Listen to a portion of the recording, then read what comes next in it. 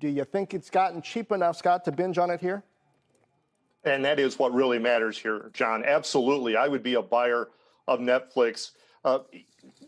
Congratulations to UBS figuring out subscriber growth is going to be a problem. Welcome to the party, pal. It has gapped down really horribly the last two earnings announcements.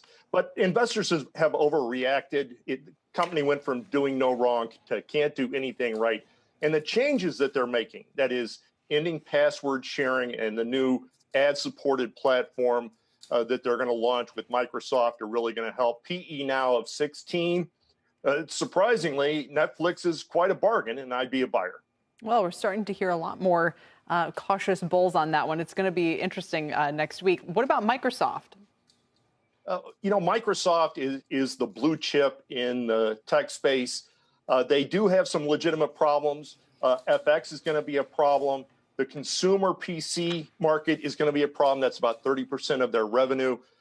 Those are all valid. It's not quite as defensive as we would have hoped. It's down from its 52-week high, just about the same amount that the NASDAQ 100 is. You would hope it would have been a little bit more defensive with a trailing 12-month PE of 27 and a current year PE of 22.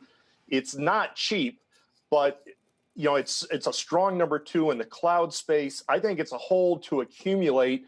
And the interesting thing about the cloud space, somebody is going to spin off their cloud division. I don't know if it's going to be Microsoft and Azure or Amazon and AWS. When that happens, that is going to be fun to watch. Will it, though? Okay. Final name, Snap. It's crackling today, but can it pop higher?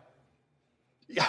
I remember when Snap came out, we all loved the idea that our messages would eventually disappear. I think all that's disappearing with Snap is the opportunity to make a profit. They pre-announced disappointing Q2 revenue and earnings expectations, and now they're expected to post a loss. John, I don't know why you'd play in this space at all right now. Twitter is 50% from its 52-week high. Meta, more than 50% from its 52-week high. JP Morgan says that Snap's problems are macro in nature. I think they're specifically micro, specifically their inability to monetize users. Company is trading at 4 times current year estimated revenue. Snap is a sell. All right. That's the one you don't like. Scott Nations, thank you.